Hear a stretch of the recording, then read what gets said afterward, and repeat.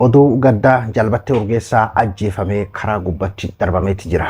Arrantana guyyaa iidaatiin sarpiraayis kanaan nu godhaniiti jiran. An Abduu Moobaayila Biraayii bagara deebiidhaan gara chaanaala kiyyaartan isin jira.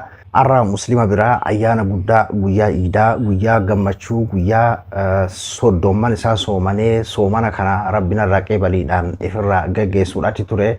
Garuu akkuma iidaa deebineen oduun kuni social media kana irratti faca'ee jechuudha. Waan hedduu takka nama gaddisiisu, waan hedduu takka garaa nama nyaatu, waan waggaa shanan kana akkanumatti wal duraa duubaan onneen nu cabsaa as gahamedha. Namni kun waan isa adda godhu dhugaa dubbachuu fi nama gartee qondaalota ABO hundarraan namoota siyaasaa, namoota gurguddaa gartee qondaalota ABO jiran keessa nama akka malee nama hundaan walii galu jechuudha. Namni kun nama hedduu gartee namoota garaagarummaa siyaasaa qaban hedduudhaan yeroo hedduu amalli isaa faarfamudha. Yaada namoota hedduu barreessan keessaa kan Jawahar Muhammad barreesse kun hedduu kan waa'ee jalbattee urgeessaa yeroo dubbatu akkas jechuudhaan barreesse. Harkuma akkamtu battee urgeessaatti jabaatee halkan walakkaadhaan hirribaa kaaseedhaan rashana.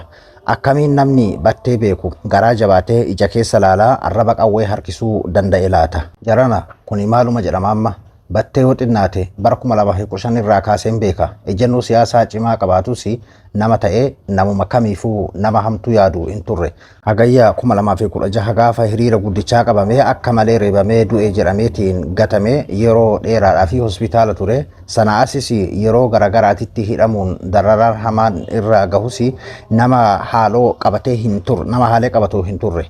Batteedhaa fi kun hin malle jechuudhaan gabaabsee waa'ee battee urgeessaadha. Jawahar Muhammad haala saniin katabe jechuudha. Namni kun qondaalota adda bilisummaa Oromoo qondaalota kan gartee karaa nagahaatiin qabsaa jedhan keessaa akka malee gara laafessaa nama akka malee gartee wal falmiidhaan wal haasawatti nama amanu nama gartee haaloo siyaasaatitti hin amanne nama gartee ebaluu waliin gonkumaa akkasiin ta'amu nama jechuutti hin amanneedha jechuudha. Hedduu takka garaa nama nyaata namni hedduun waa'ee garnyaatuu isaa waa'ee gara laafummaa isaati kan haala ibsataatiin jiru jechuudha social media kana irratti. Oromoodhaaf irraa gadda guddaadha. Oromoodhaaf irraa akkuma gartee gaafa Haadha Jabbaar Huseen dhabuutti akkuma gaafa Haacaaluu dhabuutti akkuma gootota maduraa gaafa dhabe itti dukkanaa itti arrantana itti dukkanaa'ee jechuudha. Nama gara laafessa akkasii nama gartee goota akkasii dhabee jechuudha irraa Oromoon. Garuu warra ajjeeseef hobbaafanna jedhanii gammachuu ta'uu mala. Garuu warra ajjeeseedhaa fi warra dhiiga isaa gannaqeedhaa fi tafaawulli dhiiga gannaqanii ittiin milkaa'uudhaa suni dhiiga san arganne jedhanii gammaduu danda'an. Oromoodhaaf ammoo warra guyyaa dukkanaati jechuudha. Dhugaa dubbachuuf yanni battee qophii isaa keessaa kanneen hordofu akka malee gartee kan isa akka malee nama daalchisean akka nama tokkootitti qophiin habashoota waliin Finfinnee kana keessatti godhu tokko yeroo hedduu hin hordofa. Warrootuma gartee garaagarummaa yaadaatitti amanne kana waliin bunannaa shaayii jedhu Kasalamuun qopheessu tokko irratti achirratti hirmaatee akkaataa inni itti gartee osoo fuula hin gurre warra kanaa waliin jechuudha. Garaagarummaa yaadaa wal falmii achirratti inni gaggeessu yeroo laalu dhugumatti hedduu takka nama akkamii akka inni ta'e namaaf galaa jechuudha. Waan garaa nama nyaatu namni kun ilmaan isaa jireenya ilmaan isaa geggeeffataa jira jechuudha. Oomisha paappayee maqitti haala kanaan oomishaati jira.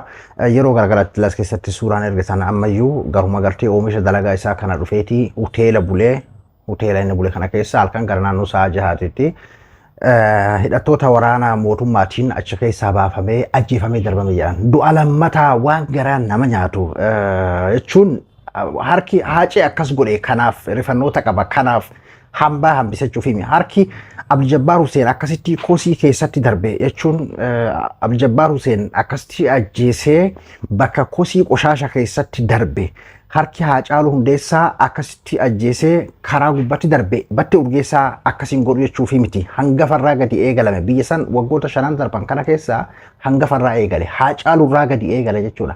Haacaaluu ajjeesee akkasii karaa gubbatti darbame arrantana batteen waan haaraa miti magaalaa maqee keessatti jechuudha magaalaa keessatti darbame yoom nuti yoom haga yoom akkanatti wal ajjeefnee karaa gubbatti wal darbuun haga yoomiti jechuun an battee akka waan gartee fakkeenyaaf nama gartee lubbuun gootaa biliqa osoo jedhu haaceenuu biliq ta'ee nu bira jechuudha.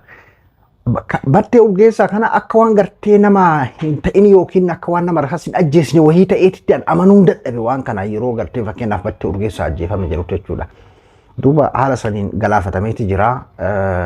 Maal goona ka Rabbiin haqa isaa baasu nuti kanuma jechaa jirra waggoota 5 kana keessa jechuudha.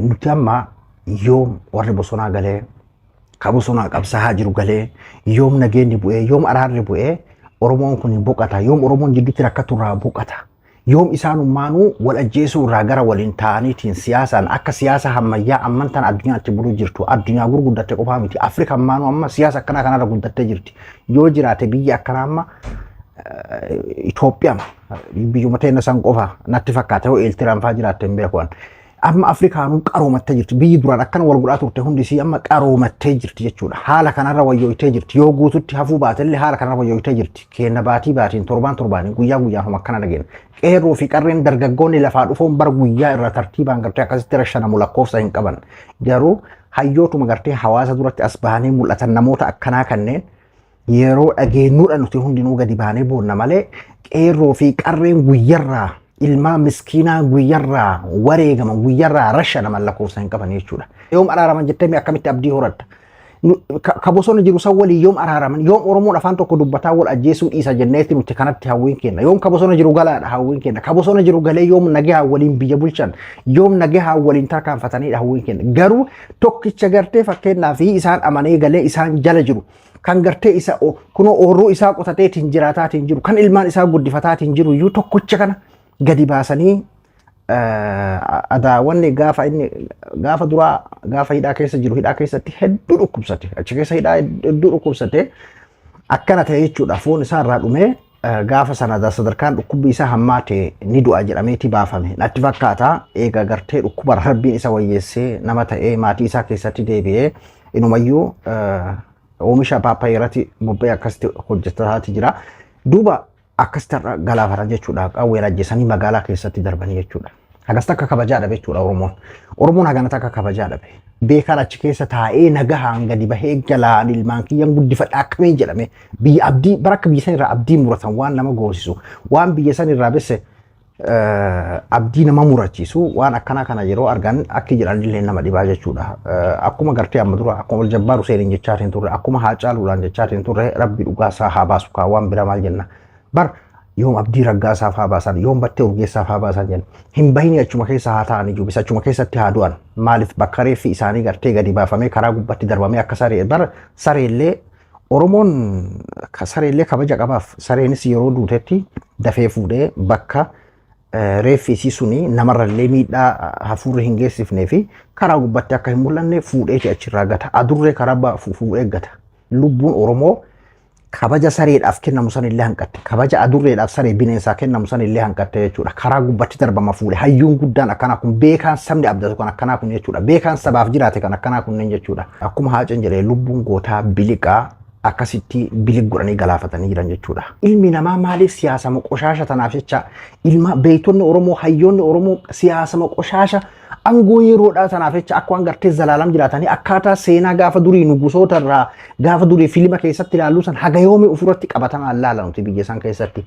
hedduu takka garaa nama nyaataa hedduu takka abdii nama murachiisa dhugaa rabbi waanuma fiilmii keessatti agarru san haga yoomii ofirratti ilaalla haga yoomii ofirratti agarramee fakkeenyaaf fiilmii keessatti kan laallu bar nama hidhaa harka duubatti hidhanii hidhaadhaa baasanii tartiiba galchanii yeroo rasaasaan rashanan akkasuma gartee beekaa akkasii akkas godhanii dararaa akkasii keessa dabre fiilmiin akkasii yeroo hojjetamu fiilmii keessatti argaa ture amma qabatamaa yeroo ofirratti agarrume akkamam haga yoomii diraamaa fi fiilmii kana ofirratti ilaalaa haga yoomii akkanatti jechaa hidhii of nyaataa haga yoomii jiraanna hedduu takka garaa nama nyaataa arran tana fakkeenyaaf ati namni ati goonni beekaan galaafatame kuni kan biyya saniiti ammoo ilaalcha fedhe qabaatee har'a ilaalchi isaa sitti toruu dhabuu danda'a. Gaafa biraa tokko amala nu qabnu keessaa wal dura duubaan taraa gaafuma gartee ilaalchaan ka'ati ka gartee ati jaalatu tokko jedhee atillee gaafsa jechuu eegaltaa jechuudha. Amala keenya keessaa akkasii amala gowwummaa akkasii akka gowwoota saddeet waliin karaa deemaa jiranii yeroo ka jalqabaa sun nyaatamuu eegalu na nyaataa jira hin dubbatin asoo jedhu tartiibaan akkasii nyaatee fixee akkuma jedhamu san akkasiidha jechuudha amalli keenya. Arran tanaa batteedha boree nuti itti aana. Haacaaluun nyaatame Abdii Jabbaar itti aane wal duraa duubaan fakkeenyaaf hin jira kana isin hin jechaa jira arra batteedha boree nuti itti aana. Hayyoo naafi ati tarii atuu hin ajjeefamu yookiin ni ajjeessan jettee ati hin yaanne akkasumatti wal duraa duubaan eenyutu itti aana kan jedhu irraan beeynu jechuudha. Namatti hin dheyine, namatti hin iyyanne, kan biraallee kan gartee itti karoorfatame hedduu jechuudha. Lubbuun Oromoodhaa yeroo har'an tanaa biqiltuu takka hanqatteeti jirti. Saree hanqatteeti jirti. Ajjeefamee baran mallee qaayidaa akkaataa itti gartee Oromoon diqqaa Oromoon gartee diqqeen isaa agarsiisuudhaa fi karaa gubbatti darbama. Irra hedduun ammoo qeerroo fi qarree meeqatame immoo awwaala jiru organii aga lafatti tortora haga waraabessi nyaatee lafee faa lafaa guuramutti eessifamaa jechuudha. Beeka akkana kana ajjeesanii magaalaa keessatti darban jechuudha. Hundaafuu haala kan rabbiin nurraa haa gabaabsuu jennakaa. Namu akkuma amantii isaatiin rabbii isaatiitti bo'uudha. Haalli biyyi keenya keessatti dhugaa rabbii hedduu takka gara nama nyaata. Ana Abdul Abduu Moobaala biraa hanga qophii biraatti wal deemnutti nagayaan naa tura.